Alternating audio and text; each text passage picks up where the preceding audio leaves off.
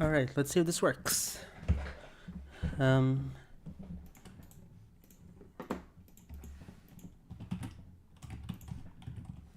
see. Can everyone hear me?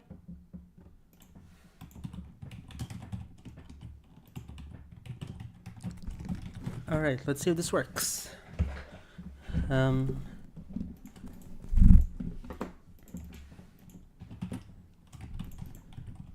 Let's see. Can everyone hear me?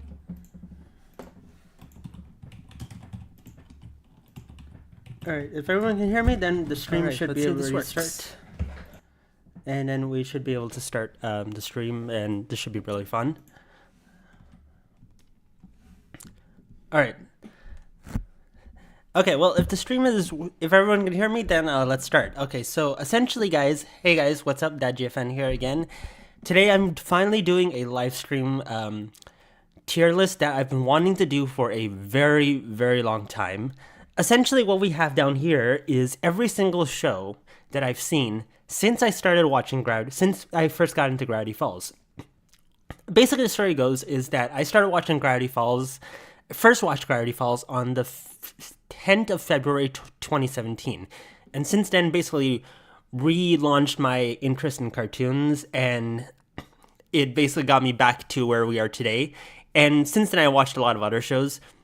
So we basically have down here every single cartoon that I've seen since Gravity Falls that I'm now going to be ranking on this tier list. And just so that we get started from the beginning, Gravity Falls and Phineas and Ferb are S tier. There's no question about that because Phineas and Ferb obviously was long before I watched Gravity Falls, so I just put it in here as, because it's coming back. So for that reason, that's going to be there. And Gravity Falls is already S tier because, if Gravity Falls wasn't S tier, then why would I be that GFN? But basically, for that reason, those two shows are here. Every other show in this list is now I'm going to be ranking it based on basically what my personal perception of the show is. This isn't any tier list of actual overall opinion. It's just my personal opinion on these shows. So if you disagree with me, feel free to tell me in the chat, and if not, then whatever. But long story short, we're going to start from basically every single show that's on this tier list is in the thumbnail of this video, where you can see on my wall. It's just this list of cartoons that I've seen over the years. So that's how we're going to be ranking this. Essentially every show I'm going to be there's not going to be really any specific order here. I'm going to try and go by terms of which show I watched in terms of the chronological order that the show came out in. So for that reason, we're going to start with The Amazing World of Gumball. And okay, Gumball, by the way, can everyone hear me, right? If it's good, then we'll continue. But yeah, so Gumball, essentially The Amazing World of Gumball. How do I describe the Gumball? Reason we're gonna, essentially Gumball. I got into Gumball I heard about the show years earlier, but I didn't actually watch the show for the first time until the pandemic. Basically during lockdowns, during that whole time of quarantine, I basically just watched Gumball entirely, and I actually really liked it. I thought it was a pretty good show. Okay, I don't know if people are gonna hate me for this, but as much as I liked Gumball, I think maybe it's because I just didn't watch Gumball when I was a kid, when it probably would have made more sense. But I thought Gumball wasn't like the best cartoon I've ever seen, but it was definitely a really good show. Like, don't get me wrong, Gumball was great. Like, I really loved it, and I think that the upcoming new season is gonna definitely be elevating a lot of the stuff that the final season left out. So for now, I'm going to be putting Gumball in the B tier.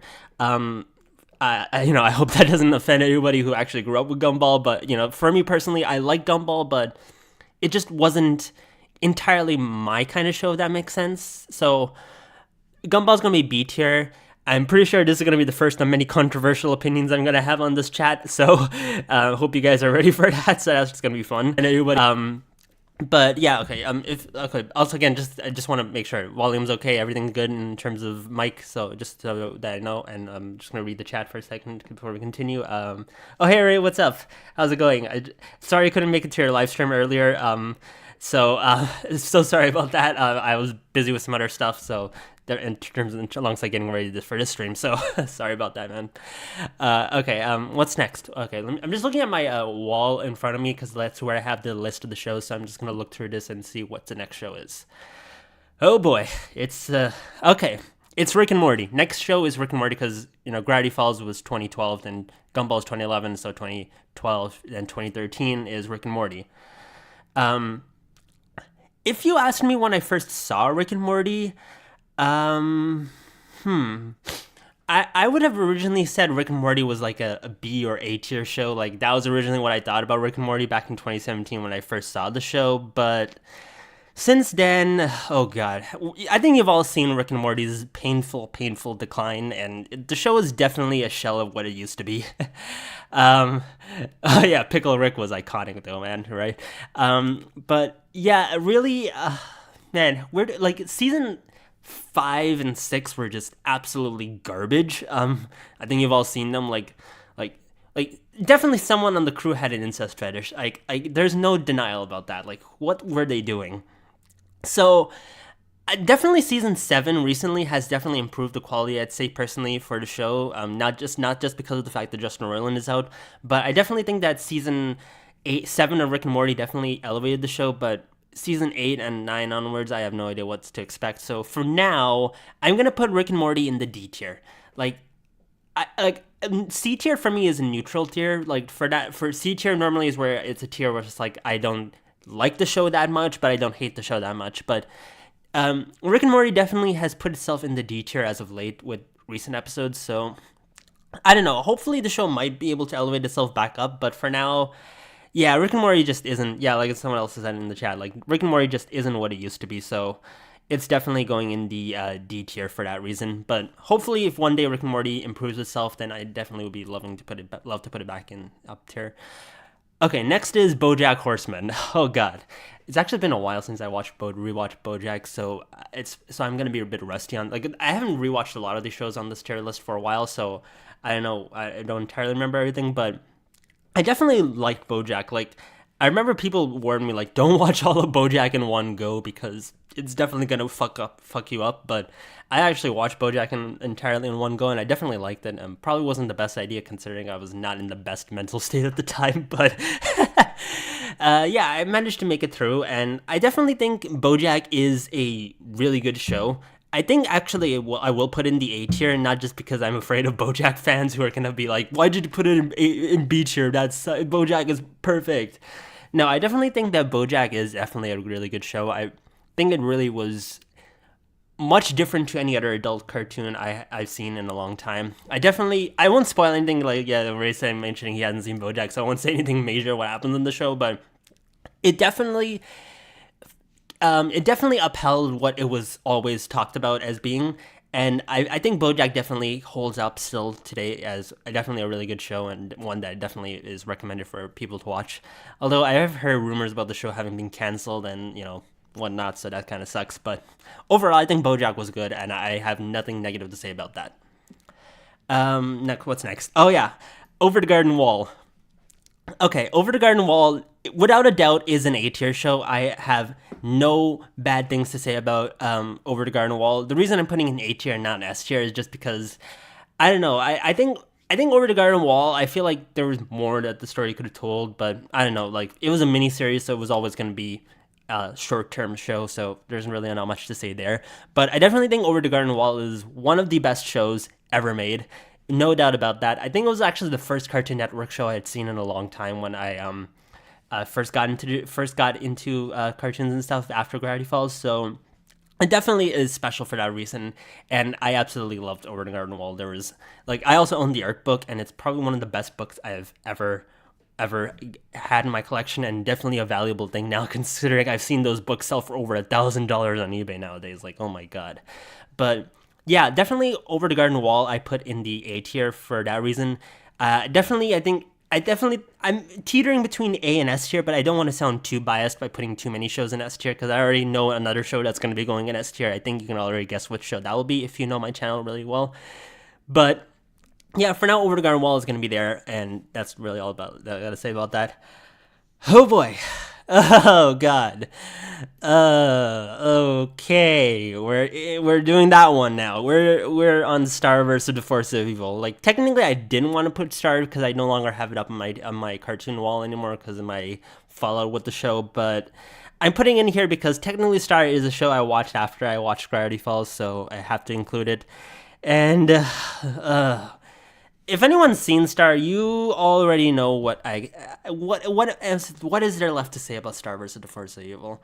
Like, if we're going to go by season 1 and 2, I definitely put in like B tier or something, but it's tough because I definitely like a lot of things about Star. Like, I love the animation quality in the show. It was always consistent, and Star was always a pretty funny show to watch, and like characters like Jackie and Jenna were always amazing to see in the show. But I don't know, like I just don't. I'm not a Star fan anymore. Let's just be brutally honest. I do not care for the show anymore. Like I'm done with Star. I had my bad experience with the fandom. I had my less than stellar times. I knew a lot of less than stellar people because of the show. So yeah, I'm putting an E tier, no doubt about that.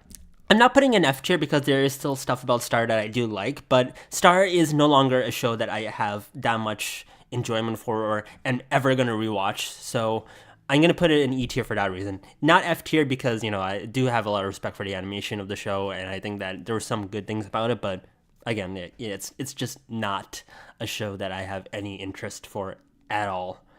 But yeah, like that's the thing, like if I was going by consistency of just season 1 and 2, I would have put it in a higher tier, like maybe B tier, but and then season 3 and 4 would be like E tier. But overall, I think just because of my personal experience with the show, I'm gonna put it in E tier just because I have my bad experiences with Star.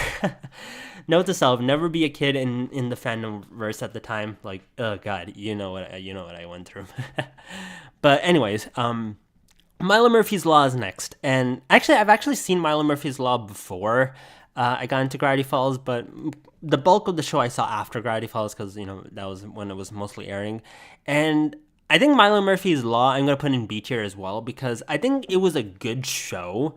I definitely liked a lot of things about Milo Murphy's Law, but I don't necessarily think it was as good as Phineas and Ferb was. I think that they did a good job with a lot of things about the show. I definitely thought a lot of it was good, but I don't think Phineas. I think Phineas and Ferb is just a much better show in all ways than Milo Murphy's Law. But I definitely did enjoy watching Milo Murphy's Law, and they do still air it here in Canada, like a lot of times. Like it's quite crazy how often they air Milo Murphy's Law here.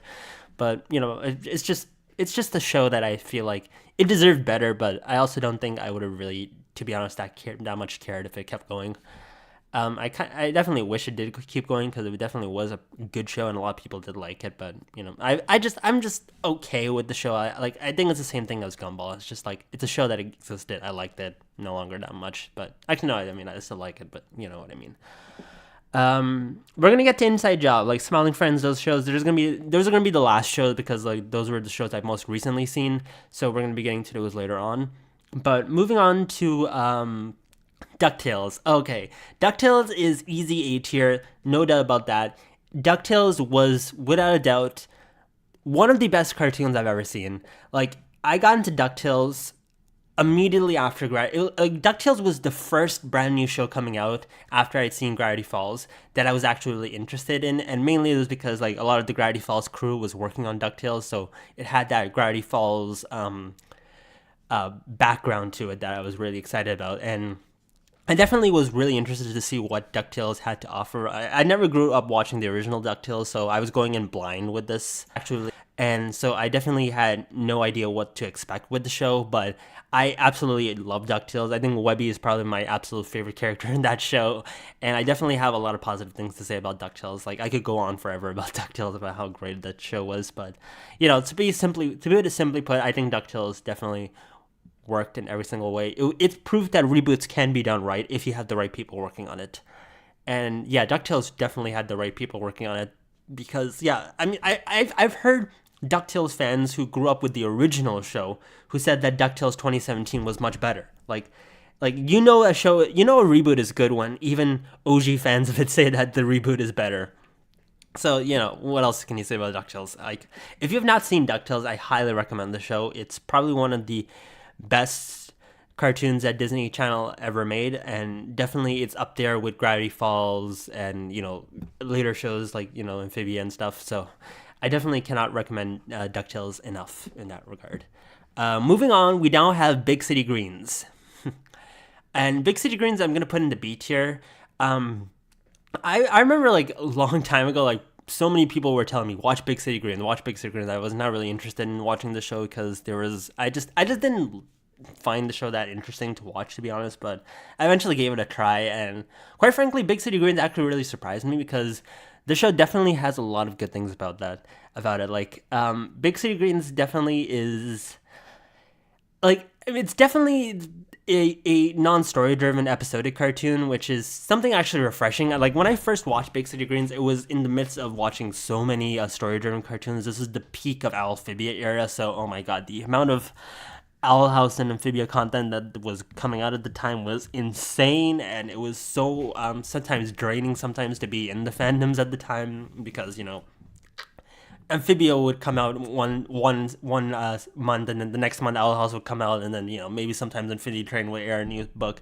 It was a ridiculous amount of time and story-driven shows to keep up with. So Big City Greens was a nice break from the normal mantra of story-driven shows. So I definitely liked it for that reason. I also think Big City Greens was good for the fact that I definitely the characters are a lot of fun. Like, Cricket is pretty funny, even though he's a menace.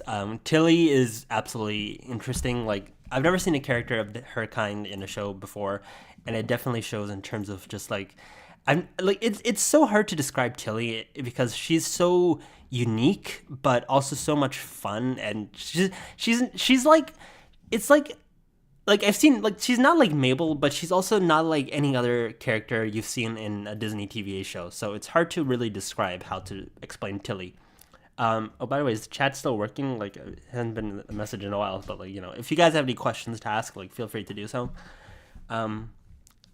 But yeah, like, and also I really love the family dynamic of Big City Greens. I think that Nancy and Bill, despite being divorced, still being so good with each other in terms of like parents for their kids is pretty surprising. Like, the positive family dynamic in Big City Greens is definitely what I absolutely liked about the show. Oh, yeah, you guys are listening on. I get it.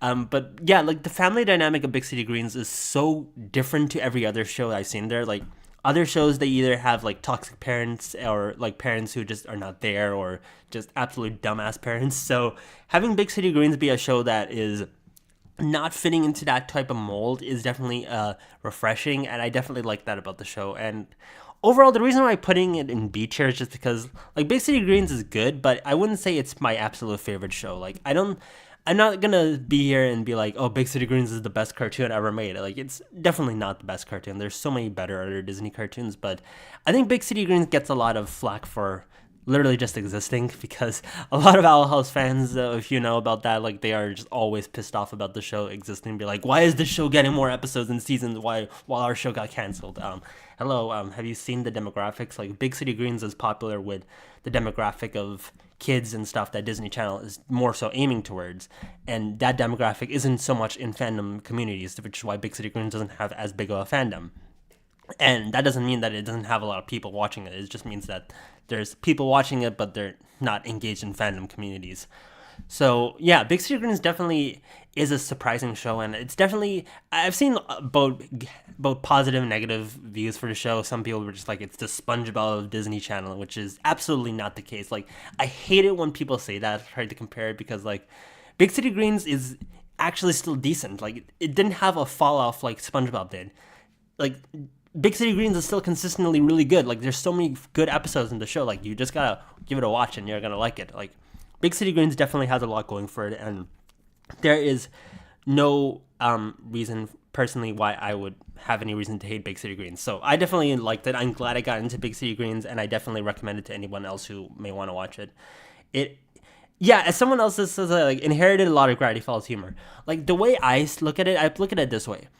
Out of the 3 shows that have come out on Disney Channel that were made by Gravity Falls alumni, which is, of course, Big City Greens, Amphibia, and The Owl House, I'd say Amphibia has Gravity Falls' feel of mystery and adventure the Owl House has Gravity Falls' risk-taking factor in terms of pushing the boundaries of what you can get put on a TV show with both darkness and in important things like LGBTQ representation. And I think in terms of Big City Greens, it has Gravity Falls' heart, which is like, for me, like that means Big City Greens captures that wholesome, warm feeling that Gravity Falls always seemed to have, like, you know, that experience of a hazy childhood summer nostalgia. Like Big City Greens has that fun childhood feel to it, which I think it was something that made me love Gravity Falls so much. So that's definitely something why I like Big City Greens a lot. It definitely does a lot of things that I think Gravity Falls was good at doing, and it continues on with that. But yeah, also I've heard about the movie. Like, I'm gonna watch it soon. Just haven't had the time to watch the Big City Greens movie, but it's definitely on my list. So I will let you know what the movie, what my thoughts on the movie are when I see it. But yeah, moving on. Okay, I've talked about Big City Greens for way too much. We now go on to the absolute next show. We all know what that is. It's, of course, Hilda. And no doubt about it, like, I don't even need to explain why. Hilda is S tier. No doubt about that. I'd say that Hilda is probably the closest show that has come out since Gravity Falls that has captured everything I loved about Gravity Falls, and even in some ways exceeded Gravity Falls in some ways. Like, and what I mean by that is that Hilda is just so wholesome, man. Like, it's such a fun show. I love everything about Hilda. Like I grew up, like, growing up in Canada, I grew up on a lot of cartoons made by Nelvana, which is a Canadian animation company, and they made a lot of cartoons which had this weird vibe of wholesomeness, darkness, and just something you don't see in American cartoons. Like, Hilda being British Canadian definitely fits the mold of those shows I grew up watching. And Hilda's the next Gravity Falls. But yeah, like, Hilda definitely fits a lot of that stuff that I absolutely loved about those cartoons when I was a kid. And I definitely feel like Hilda is probably the closest to those shows. And it just has so much going for it that I absolutely loved. Like, just from the first episode, the animation style, the story that was being told, the nostalgic feeling of the scenes. Like, it's so hard to describe it if you didn't grow up watching the same type of shows I did as a kid. But if you've seen Hilda, you understand what I mean. It's so full of so much just wholesomeness that it is just hard to describe. And it's the same type of stuff that made me love Gravity Falls. And, you know, it's just the same type of enjoyment, but in a completely different way. I think I said it once, like, it's like Gravity Falls is everything I like about cartoons, but Hilda is everything that I want from a cartoon. Like, Gravity Falls is everything that I think shows should try to be like more of, but Hilda is like a really more specifically, it's like a cartoon that was specifically made for me, like, if that's hard to describe. But yeah, I definitely loved Hilda for a lot of reasons. And yeah, like I was already saying, like, Hilda, while it was wholesome, it definitely strayed into the darker aspects with the later seasons. And that's definitely another thing I love about it. Like, Hilda, because of how long the episodes took to come out, it definitely grew up with its fans. So, like, fans who were kids when the show began and who were now, like, grown up by the time the third and final season came out, like, they were ready for a lot of darker things. And the show, definitely being on Netflix, definitely was able to get away with a lot of stuff that you would not see if it was on Disney Channel, let's just put it that way. So yeah, definitely for all those reasons, Hilda is just, without a doubt, probably the best cartoon I've ever seen after Gravity Falls. And I definitely think that both of the shows are on par. And as I said, like, there are some things that I think that Hilda does much better than Gravity Falls that made me love it so much. Yeah, I definitely miss Hilda. It's like, I'm so sad that the show's over, and, you know, third season was incredible. Like, there were definitely, I agree that Hilda didn't have, there was some episodes of Hilda that were, you know, not the best, but I think overall Hilda was just consistently so good.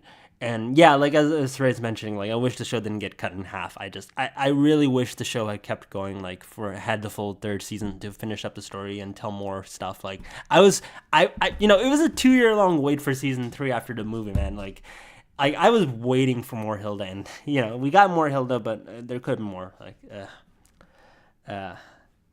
Gumball and B tier. Oh man, I'm sorry, man. Like I mean, like yeah, I mean Gumball. I love Gumball, man. Like I love it, but it's just personal opinions. But I'm excited for the next seasons though. But don't worry. What specifically do you feel that Hilda did better? I definitely feel like Hilda did the wholesome aspect better. I think that Gravity Falls definitely has a more like Gravity Falls is more like it has that Disney Channel feel to it. That I mean, it's still good, but like there's that feel that it's made for a more mainstream audience, while Hilda feels like it's more personalized, like and thing. Like it's a weird thing to explain, but it's just like I think Hilda just feels like a show that if you grew up watching the type of like old style, like kind of dark but still pretty fun shows that I grew up in, you'll probably understand like that same feeling. It's hard to describe honestly, but I just loved Hilda for so many reasons like that, and I think it definitely still holds up for that stuff. But yeah, like that's definitely my take on Hilda. Like it's S tier without a doubt. Like I always will believe it to be S tier no matter what. But I think I've grabbled around on about Hilda for way too long. So I'm gonna move on to the next show, and it's the most recent show that I've seen, and it definitely is deserving of its equal place on S tier, and that is of course Bluey. Bluey, it's kind of funny. It's like okay, like we finally like it's the only preschool show on this list, but I mean Bluey deserves its ranking up there because it is like what do I say about Bluey? Like this is the kind of kid show I wish I grew up watching as well as a kid, and I'm so jealous of kids who are growing up watching the show right now because they're growing up at absolute peak. Like Bluey is just such a good show. Like, I mean, if you've seen Bluey, you know what I mean. It's just like, it's not like any other like kids cartoon growing like that's out there right now. It's not like forcing like lessons on you as a kid, like being like, oh, let's count our ones and twos, or this is how you do our ABCs and stuff. But no, it's not like doing that stuff. It's teaching you stuff while being a fun show. And as some other people have said, like Bluey is kind of more so secretly a show meant for parents that kids can also watch.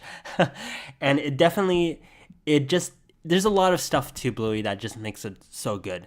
And I think personally the thing that I absolutely loved about Bluey was realizing just like Bandit Healer, like Bandit Bluey and Bingo's dad, if you don't know, is pretty much the most absolute peak cartoon dad that's ever existed, and I'm not gonna argue that apart from maybe Doofenshmirtz, but that is like Bandit is absolute peak, man. Like I made a threads about this back in 2021. It's like I absolutely despise the trope in cartoons where like dads are either absolute dumbasses or not at all there, or absolutely strict, or just some stereotypical bad cartoon dad. Like I am so sick of that stereotype. What's it like? Spoiler alert for my ranking of Inside Job. I was not a huge fan of the show doing that same trope of like, Reagan's dad being an absolute piece of shit. Like I absolutely hate the bad dad stereotype in cartoons. Like I am sick of it. Like I'm absolutely sick of that trope, man. I hate it. So I was really desperate to find a cartoon that has a cartoon, like a dad character in it that's actually good, like it's actually decent, like not bad, like actually doing his best job as being a fucking dad. And that's definitely what Bandit was. Like that was one of the things I read in the Wikipedia page when I was first looking into Blue, like why is this show so popular? I was like, hold on a second, the dad's character is actually good. So like I gave Blue a watch and I was like, this is literally the show I've been looking for, man. Like, it's like the dad, like, this is the cartoon I've been trying to find with a good dad character. It's literally been here this entire time, and it's a fucking preschool show from Australia. It's like Bluey is like that alone is why I think Bluey is S tier, because it outdoes almost every other show on this list in having an actually good dad character. Like that is something I'm so importantly looking for. Like the good dads out there need a fodder character in shows that they can look to and be like, yes, this is the type of character dad I want to be like, and I'm so glad that shows are recognizing, because I think even the actual good dads out there are literally sick of having like Homer Simpson dumbass type dad characters over and over again in shows. Like it was funny and refreshing when Homer Simpson was like the Simpsons were new, but like nowadays it's just like oh god, another cartoon with a bad dad character. Like adult cartoons are probably the worst offenders of that, but yeah, definitely I'm so glad that Bluey is not that type of show. Like, and also, another thing is like the dad character is not like, bullied in by the kid characters in the show. Like for example, like in Peppa Pig, for example, like that's a pretty bad example of a dad character. Oh yeah, and Anne's dad, like Anne's dad's another example of a really good cartoon dad. And yeah, like I'm definitely glad that Bluey changed that in a good way. And I really hope more cartoons look at what Bluey has done and try and copy that same mentality. Of course, I'm not trying to say that every cartoon needs to have good dad characters, because too much of even dad is a bad thing. Like too much of one of the other is bad. Like personally, I'm absolutely sick of bad dad characters in cartoons, but I don't want them to absolutely disappear completely. So I think we definitely need more good dad characters in cartoons, but we don't need to see the bad dad character stereotype completely eliminated. Like I think that there is a place for that type of character, but I'm glad that Bluey is the first show of hopefully more to come that is breaking away from that type of stereotype, and I'm glad to see it do that. And that alone is probably why I give Bluey the S tier. Also Muffin, like Muffin is probably my favorite character in Bluey. She's absolutely chaotic and absolutely insane, and if her and Mabel ever met together, it would be the end of the world. So Muffin as well is another reason why Bluey is S tier. Coconuts have water in them. Most cartoon showrunners probably have daddy issues to some extent. Oh yeah, I definitely know that for a fact. Even Alex Hirsch, like he definitely talked about that in a private part of the interview that I can't release. But yeah, like it definitely is. Definitely, it seems like a lot of cartoon showrunners have daddy issues of some sort of issue of extent, or they don't have dad characters who dads in their lives who are as good, or were present.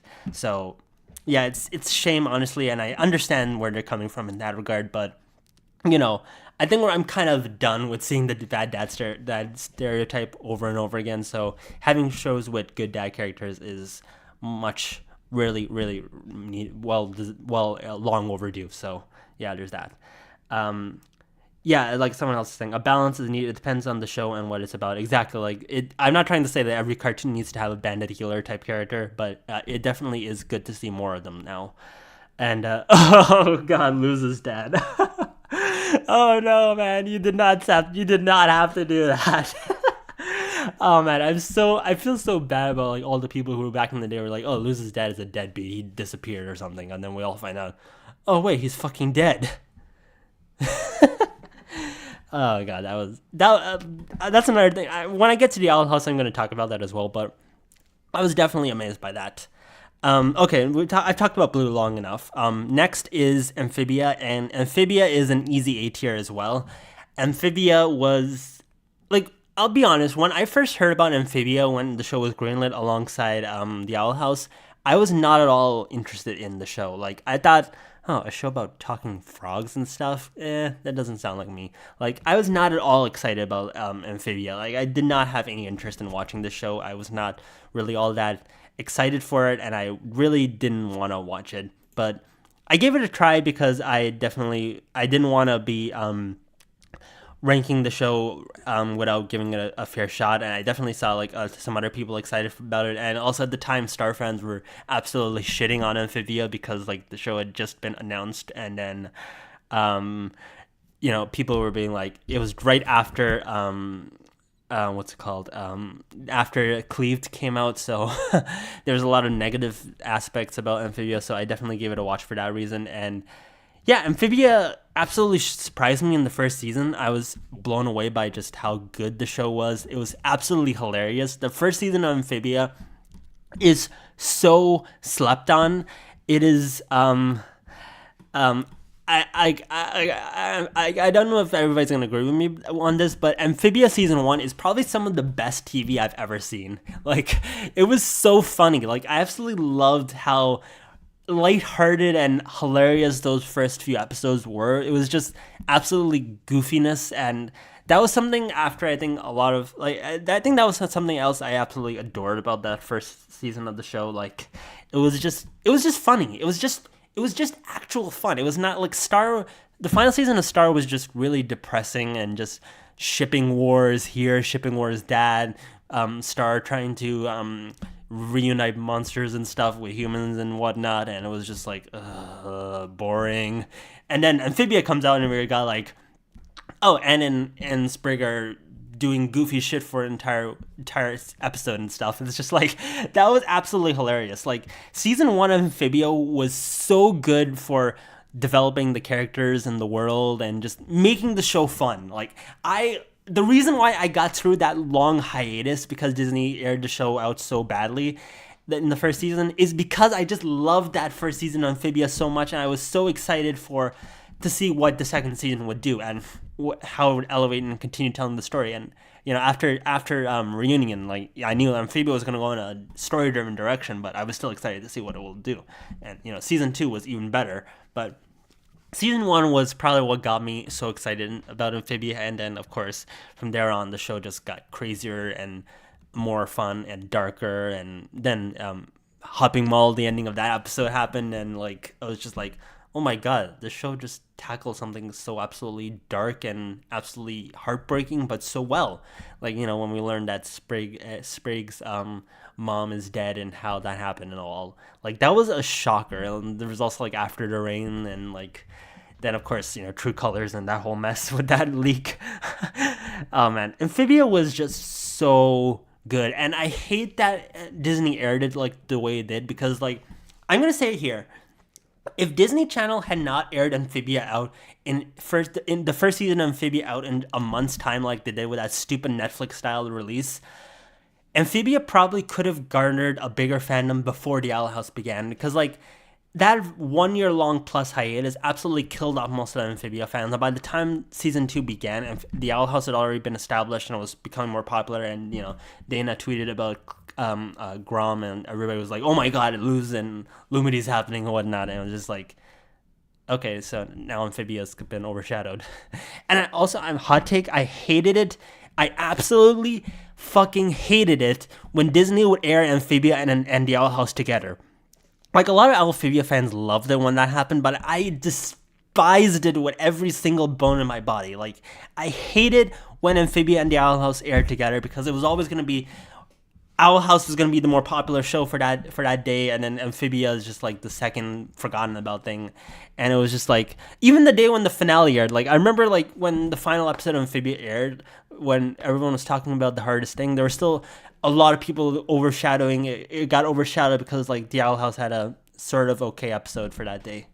It was so boring. It was so I feel so bad about Amphibia. It's like someone else said it in the chat. Like, it is so underrated. Like, people hate on Amphibia way too much. This show was so good. Like, I loved every single aspect of it. I miss it so much. It was so good. It was man, like, I wish they treated Amphibia much better, and I wish more people and at the time gave it a chance over, like, I'm not trying to say that people should stop watching the Owl House and watch Amphibia. I'm trying to say, like, Amphibia was equally good.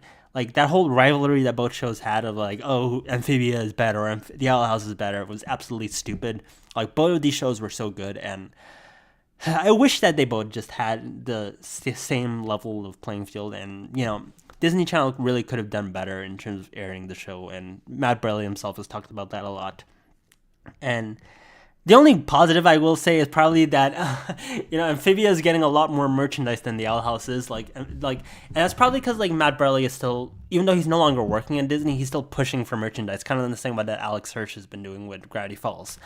and that's definitely good to see. Like I don't know what Dana's up to. Like I hope she's doing good, and like maybe Dana could like get more Owl House stuff to happen, but I definitely appreciate Matt Burley doing his hardest to get more for the show made, and like for example the art book. So like definitely that's good, and I really hope that the art book for Amphibia does good, because I definitely feel like there could be a lot more to come out for that reason. Okay, well, I've talked about Amphibia as well for a while, so now we're gonna move over to Infinity Train. Uh, um, okay, so how am I gonna rank Infinity Train? Because Infinity Train technically is an anthology series, so I'm putting one ranking for it over here. But like, Infinity Train was a show that originally, if you remember, it was teased as a miniseries, but then we got more books and stuff. I'm so I'm so mad that Infinity Train got canceled. This show definitely deserves so much better, and I feel like it definitely could have gone somewhere crazier if it kept going. Like those books were absolutely insane. But Infinity Train for me is also an A-tier show. I definitely feel like um, Infinity Train. Oh wait, switch these up. Infinity Train is definitely an A-tier show for me, because it definitely, that first book was absolutely insane. Like I loved Infinity Train book one so much. Like I loved how dark that was, but how fun it was, how nostalgic the OST was, the vibe of it. I really loved that first book of Infinity Train, and then book two I'd say is also good. I wouldn't definitely say book two is my absolute favorite, but I definitely think that it was pretty fun and I really liked it. Book three was also really good. I mean, if you've seen book three, you know how messed up and dark that was. It was like, oh, and Dennis, are you fucking okay, man? Like, how do you come up with this stuff? That was insane. That third book, and in book four, I think book four is okay. Like, it's not my absolute favorite book, but I think it's definitely a lot of fun. And after book three was definitely a nice little cool down season compared to book three. And technically speaking, book four was never supposed to be the last one. It was supposed to be just our breather season, and before we got to the insanity of the later books, like book five and stuff onwards. But you know, we just never got to that point, and it's a shame because I definitely had a lot of excitement for what Infinity Train was going to do next. I really wish the show kept going. Man, like it's sad because Infinity Train definitely had a lot of potential to it, and I definitely think it could have continued to be good if it kept going. But it's a shame, man. Like, it's a shame that all these good shows got canceled. Like, Infinity Train definitely had so much more to tell. Like, the story was absolutely fun, and it's a shame that it never happened. But hmm. Hmm. Okay, let me look at the chat first. Let me see what people are saying, and then we'll continue on from here. Let's.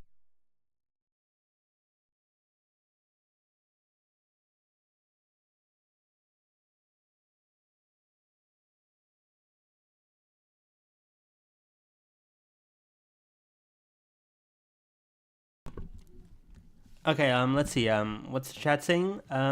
Basically, release of episode one per week. The pacing would have felt even slower.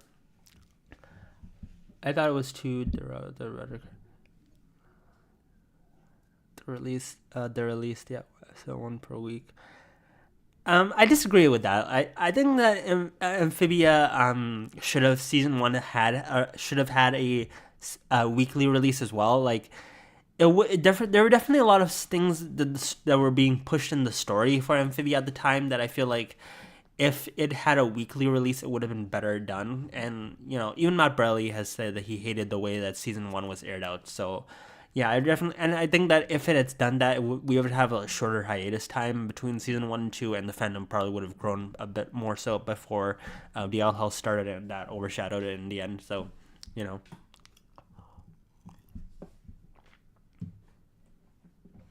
Okay, final five. Okay, I'm trying to get through this before we reach the end of this stream. Like, I got some other stuff to do, but okay, The Owl House. We're now on probably the show that a lot of people have been waiting for.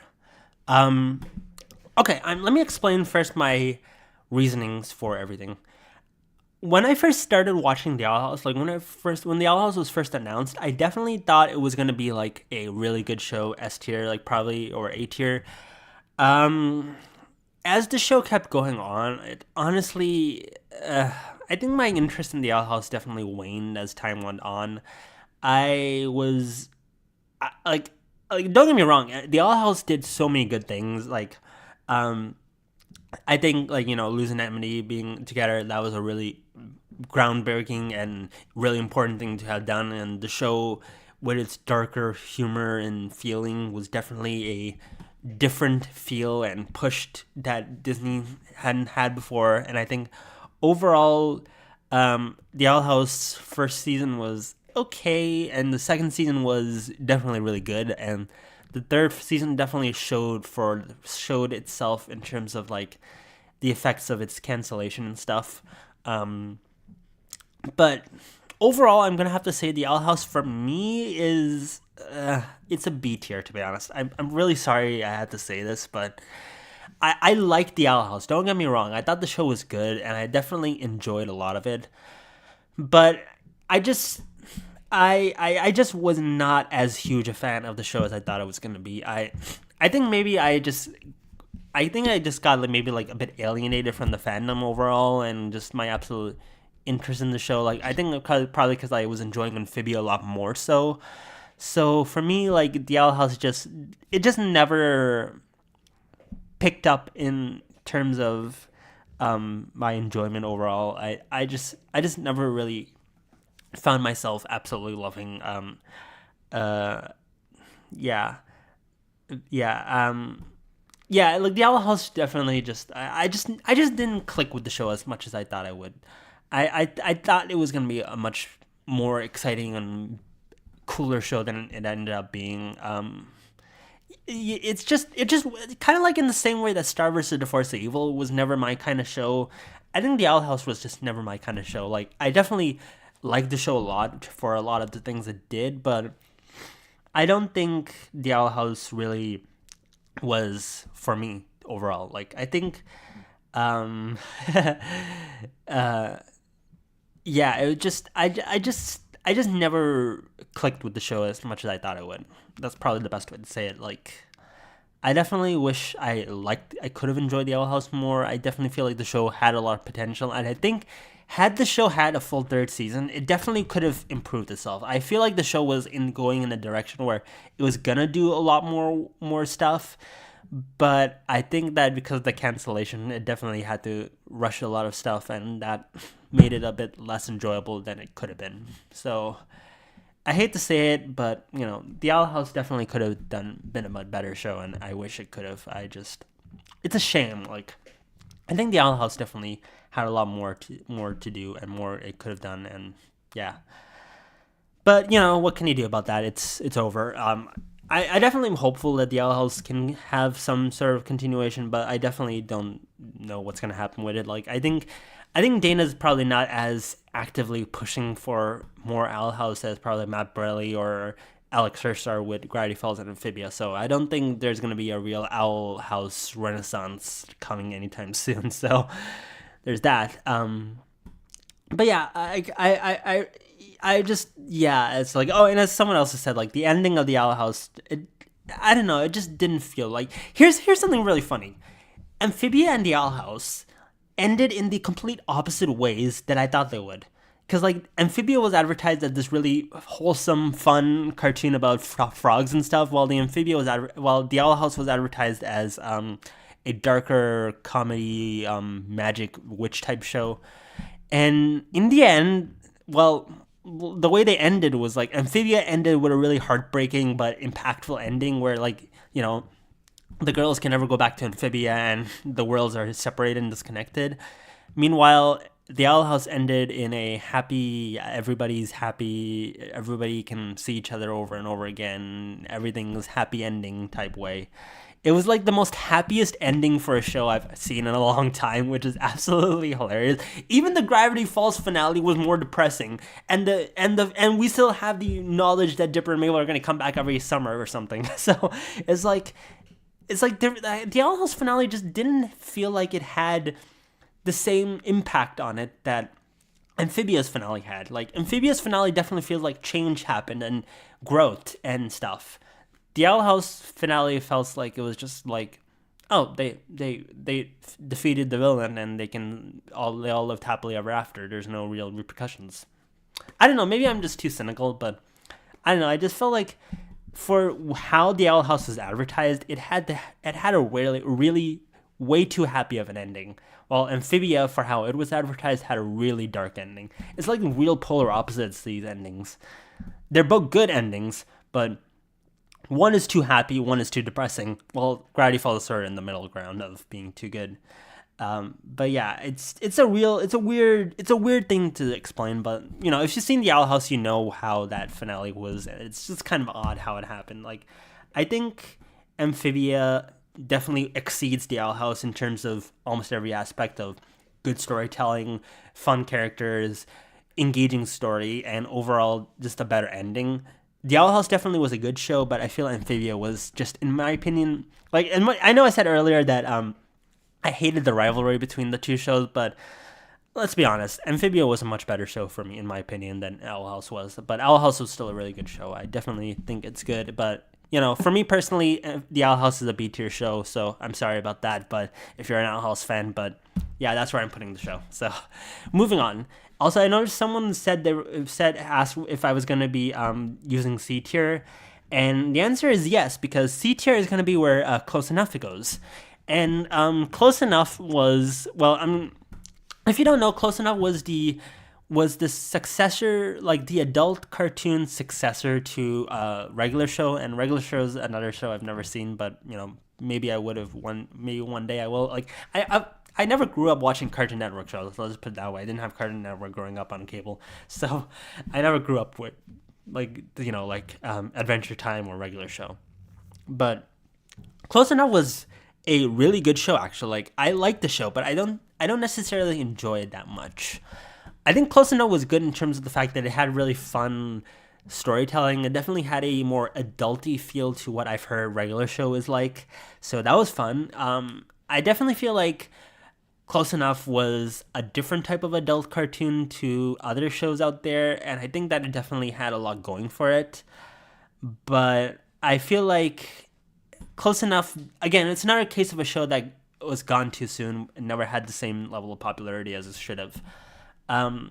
Close Enough was a show that really had, I feel like I liked the parent characters in it as well. Like, it definitely had a more relatable feel, you know, like these parents, you know, growing up, like, trying to take care of their kid while, you know, dealing with modern type of issues and stuff like that, you know, millennial parents probably go through.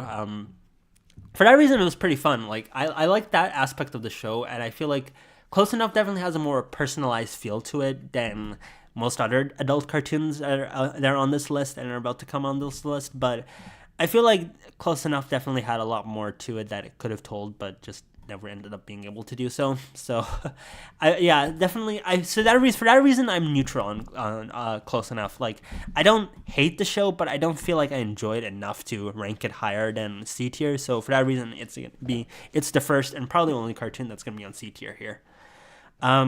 Moving on, we now have, actually no, I think there's gonna be another cartoon on C tier, so get ready for that. Next on the list is The Ghost and Molly McGee. And this is another surprising show because, again, like, when the show was first being advertised and announced, I really had no interest at all in watching this show. Because, like, you know, when I heard that it was going to be a musical-themed cartoon, like, that definitely got my interest less in the show because I was like, really, a musical cartoon? Like Phineas and Ferb is already the only musical cartoon that I really absolutely enjoy, and that's mainly because Phineas and Ferb songs are actually absolute fire. But you know, I just didn't like that idea, and at first I wasn't really gonna give The Ghost of Molly McGee a chance. But you know, as I finally got into watching the show, I realized that no, actually the show is pretty good, and you know, as you know, like I got to the point where, like, you know, the show is so good that now it's literally part of my logo, like the DadGFN logo. Like, the second T in the logo is the Ghost of Molly McGee T. So this show has definitely come a long way from where it began. Like, a show that I had no interest in to becoming probably one of my absolute favorite Disney cartoons. Like, Molly was absolutely hilarious of a character. She was so unhinged at times for this upbeat, positive character. And that was another thing. Like, a lot of people said, like, I know a lot of people were not huge fans of, like, the positive, upbeat character trope, which has kind of been done to death by Disney at this point, because, like, almost every single protagonist in the show, in their new shows, is upbeat, over enthusiastic, and I think a lot of people are getting tired of that type of trope. But I think Molly definitely is a different type of character for that fact, because, like, she's upbeat and she's positive, but she's also absolutely insane. She's like, Molly is definitely probably one of the most unhinged Disney characters I've seen on a cartoon in a very long time. Like, she's like, if you've seen The Ghost of Molly McGee, you know what I mean. She's a sleep deprived, unhinged lunatic who probably is one bad day away from finally snapping. She is definitely probably one of the funniest characters in that sense that I've seen in a cartoon. And for the complete opposite, like, Scratch is probably one of the most like, funny characters in that sense. Like, he's like almost the complete opposite of Molly in that sense, and, like, so the two of them make a pretty funny duo. And season 1 of the show was absolutely hilarious, and I know a lot of people were not huge fans of season 2, but I definitely liked it as well. Like, I think Ollie was a pretty good character. Like, I liked him a lot, even though a lot of fans weren't as big fans of him. I definitely think Ollie was going to be a more promising character if the show probably got on, but, you know, the show got only 2 seasons, and that was a real bummer. And the songs were not that good. Yeah, like, I mean, the songs in Molly McGee were, I think the songs in The Ghost of Molly McGee were kind of not as memorable as Phineas and Ferb. There was definitely a few memorable songs, but not really as memorable as Phineas and Ferb. And I mean, honestly, the songs were not bad, to be honest. I think that most of the songs are pretty fun. Like, I don't think there were bad songs, but they were definitely not like Phineas and Ferb level funny songs. So I don't think I have really much positive stuff to say about Molly McGee in that sense. But I definitely think the show was good, and I'm glad to have seen it. And overall, for that reason, I think I'm going to put Ghost of Molly McGee in B tier alongside the Owl House. I think it's definitely a good show, but I wouldn't say it's my absolute favorite show.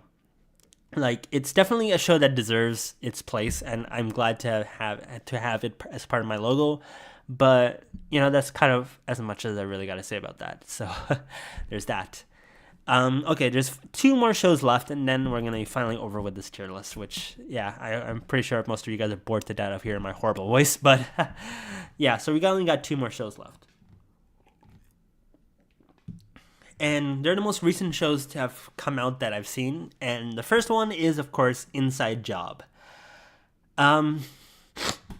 Where do I rank Inside Job? Hold on, I'm just gonna be right back.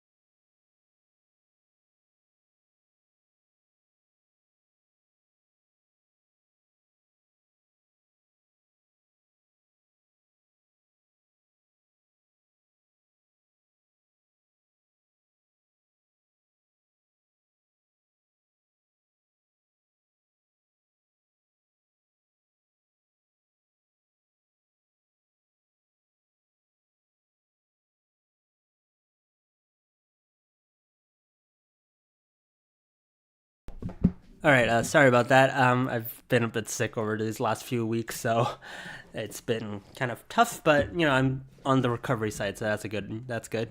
Okay, but okay, so where were we? Okay, the inside job. Maul is the type of character I see becoming the Joker. Oh, 100%, 100%. Molly is probably one unhinged day away from becoming the Joker, 100%. Okay, inside job. Where do I? Okay, I know I'm seeing a lot of people liking Inside Job, and I'm really sorry. I'm gonna have to break some of you guys' heart for this, but okay, let me explain it first. Inside Job, I definitely had a lot of higher expectations for Inside Job than what it ended up being. I definitely feel like Inside Job was a good show. Like, don't get me wrong, it was a fun cartoon. I absolutely liked Inside Job. I thought it was definitely a refreshing type of adult cartoon compared to other cartoons at the time that were on that I was watching.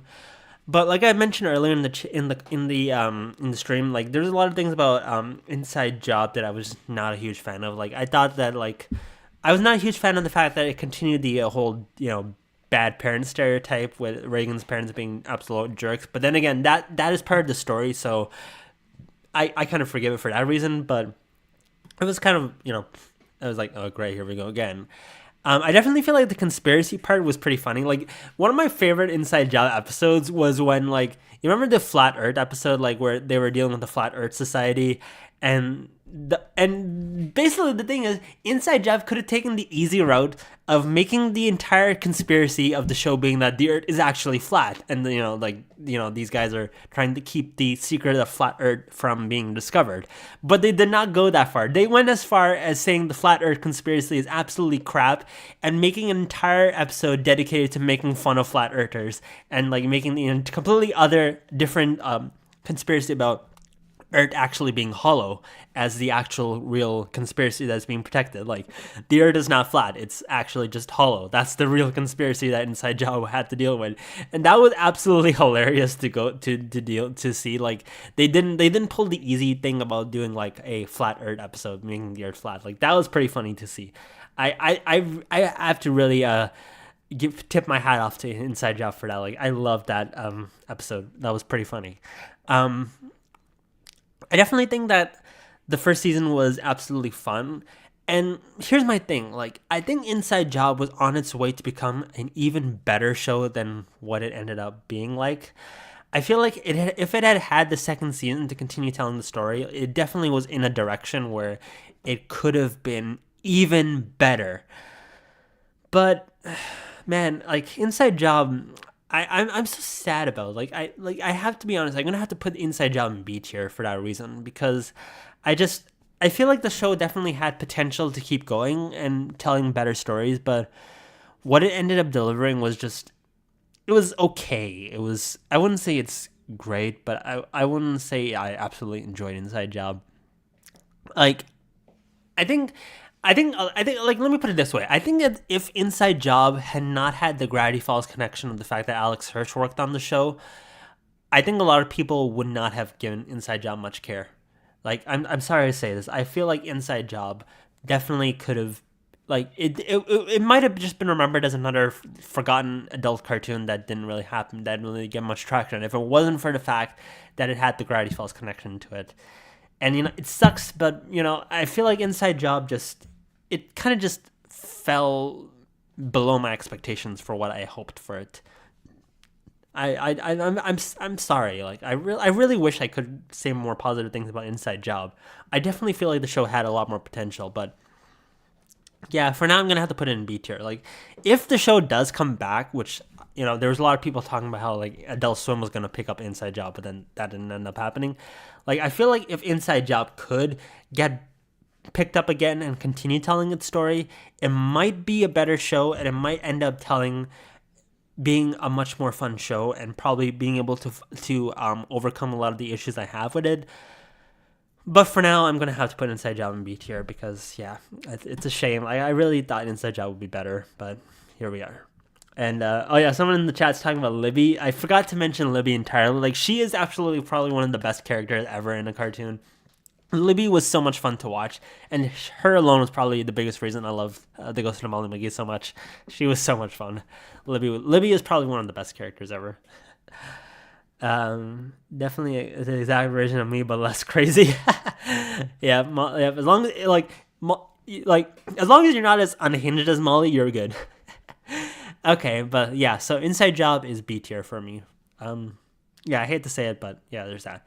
Okay, final show.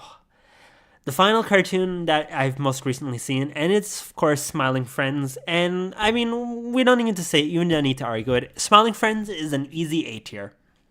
Smiling Friends, where do I even start with Smiling Friends? It's definitely a much different type of cartoon to most other shows. Like the two YouTubers who make the show, like I forgot their names, like Zach or something. Like I'll be honest, I haven't watched a lot of their stuff. Like I mean, I've seen their videos like over every now and then, but I'm not like the Newgrounds type of person who watch their stuff on there and knows about their internet humor and stuff like that. So I didn't have the background knowledge of Smiling Friends that a lot of other people do. But I definitely do like the show. Like, I think it definitely is different, as some of you are saying, to other adult cartoons. It's a dark, hilarious, funny, uniquely made cartoon. It definitely has a lot of the stuff going for it that is definitely positive. The episodes are pretty hilarious. They're pretty simple episodes, but they're pretty funny in terms of the way they're executed. I think like episodes like Mr. Frog, Shmormu, like the shrimp episode, like and then like what was it called, like the Magic Forest episode. Those are pretty hilarious. Like there's so many good things about Smiling Friends, like, and like the different animation styles, the characters that are absolutely hilarious. Like the memes that have come out of Smiling Friends is absolutely funny. Like I love the whole look, Pim. I know it's our job to help this guy and everything, but I think this guy's a lost cause. Why don't we just cut our losses and get out of here? That was probably like I remember when that meme came out. That was pretty hilarious. That whole time where everybody was just making memes of that was pretty funny. Like overall, like Smiling Friends is a great show, and it definitely deserves the positive and huge acclaim that it's gotten. Is definitely great. I do worry though, like the fandom for Smiling Friends is definitely devolving into what the Rick and Morty fandom turned into, and I'm really worried to see if whenever a show goes mainstream, it always develops a horrible fandom. Like when the Owl House went mainstream, its fandom became shit. When Rick and Morty went mainstream, its fandom became shit. And hopefully, the Smiling Friends is now going mainstream, and its fandom's starting to go to shit.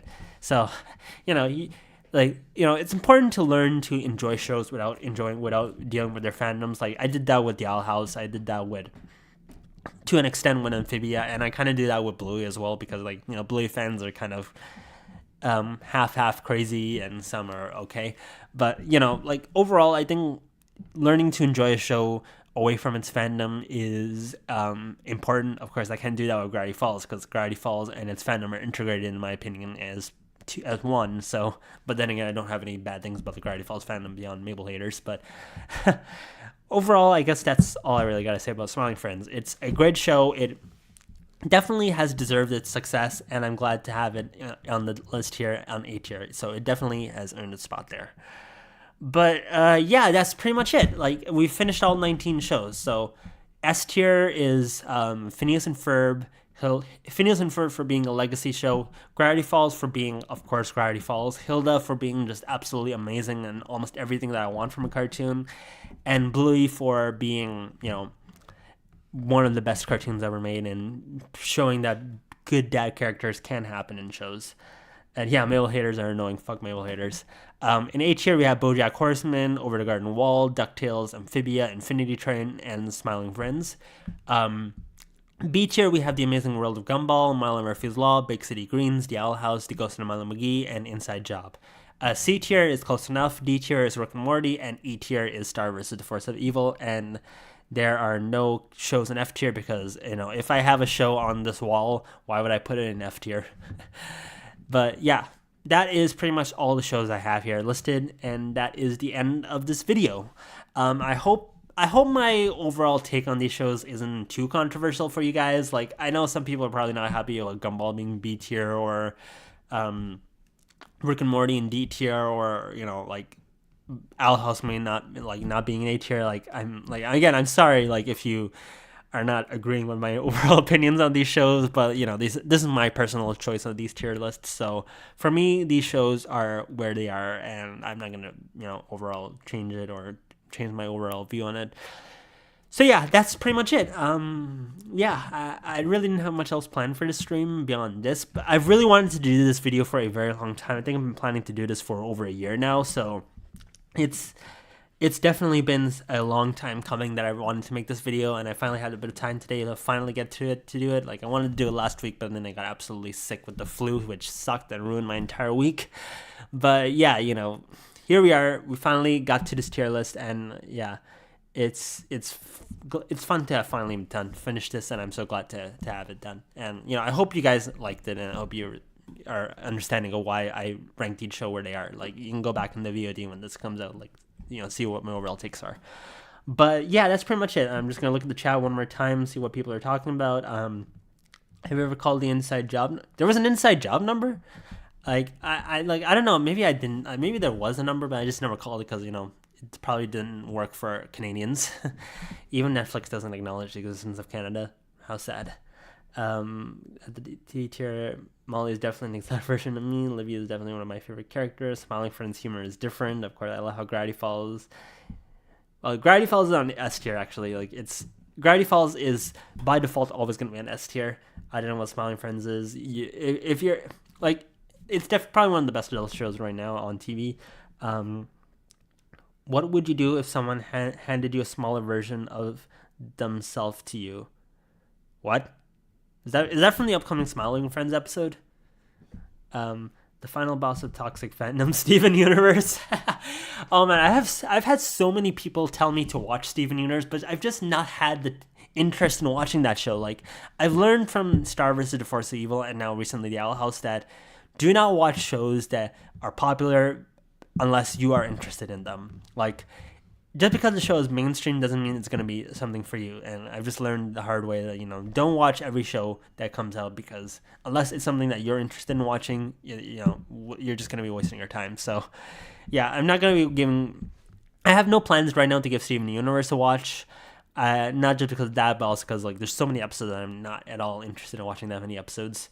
I do want to watch what's it called, Adventure Time one day. Like, I've heard a lot of good things about that, and also because it's the pioneer show for story-driven cartoons of this era. So that's definitely something I want to do. Other than that, people are talking about Mabel, embodiment of Mabel. So I get the feeling of being insecure. There was a Bluey number 2. Okay.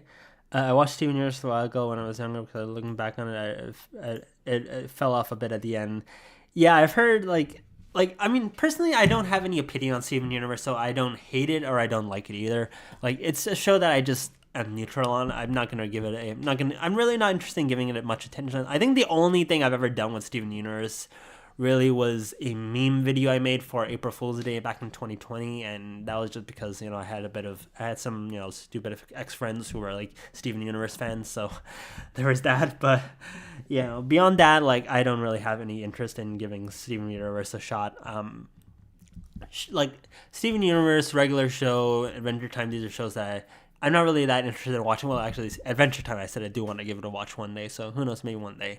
And there's some new Disney Channel shows what's it called, KIF, that I've heard some good things about, so I might want to give that show a watch one day, but right now I don't have any plans for that. I'm kind of exhausted with cartoons, new cartoons. I just kind of want to go back and rewatch some old stuff, so I kind of really want to rewatch DuckTales. We're right now on a Gravity Falls rewatch on my server, so if you want to join the DadGFN Discord server, feel free to join it, because every week we're doing a Gravity Falls rewatch on Sunday. I don't have plans to watch Hazbin Hotel. I have seen the Amazing Digital Circus. If I was to rank the Amazing Digital Circus, I'd probably put it in A or B tier personally. So that's probably another show that I've seen that I probably should rank in here, but I've kind of right now held off on ranking Digital Circus until probably after the first season comes out, or at least another 2 episodes of that show come out. Then I can more fairly give it a rank. But yeah, I'm not. Yeah, that's pretty much mostly if I got. For some reason, the fandom of what should be one of the most wholesome shows is the most toxic.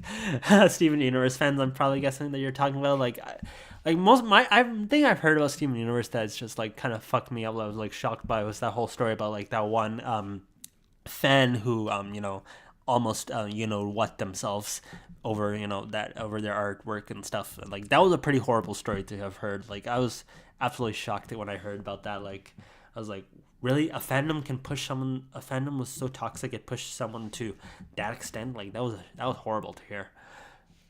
Although I've also heard some rumors that the person faked that. Then some other people are being like, no, it wasn't fake. Then some other people like, I really don't know what to make of it. So I'm just kind of just like, I'm just keeping myself away from that fandom as much as I can, even though it's been like years now since Steven Universe ended.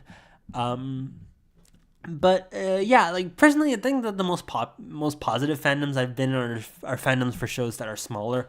So like DuckTales wasn't super popular, even though it should have been, and so it had a really wholesome fandom. I like the DuckTales fandom. Hilda fans are pretty fun to be around, like Ray, who was earlier in the chat. Like he's probably one of the best Hilda YouTubers out there. You guys definitely should subscribe to Ray GGTV if you're not yet to him. He's probably one of the best, one of, if not the best Hilda YouTubers ever.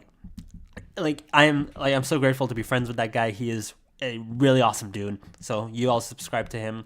Definitely watch his videos. Hilda is probably I'm so glad to have met a guy like him through Hilda. So like Hilda fans in that reason are amazing. I think Bluey fans, if you ignore the toxic parts of the fandom, it's pretty good. Amphibia fans are pretty fun, although the Amphibia fandom's had its fair share of whack jobs. But overall, I think Amphibia fans are pretty good. Infinity Train's kind of dead, but there are some decent fans. Ghost of Molly McGee had some pretty decent fans, and most other shows overall are just like iffy. Like Big City Greens has some cool fans if you can find them, and then I just kind of stay away from other fandoms of shows beyond Gravity Falls because I don't want to deal with that. But yeah, I think overall that's kind of all that's it that I've got to say. So I think that's it for today's live stream. I hope you guys enjoyed the tier list. I hope you understood my reasonings for these tier lists. And yeah, that's pretty much it. Thanks everyone for watching. Stay tuned. I've been sick, so I haven't been able to edit it completely yet, but I have some exciting videos coming soon related to Gravity Falls.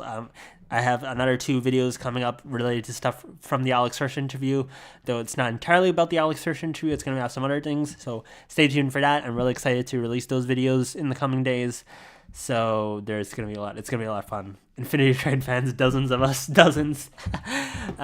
Infinity Train forever, man. Renew Infinity Train. Yeah, thanks for watching, everybody. See you all later, and bye. Later.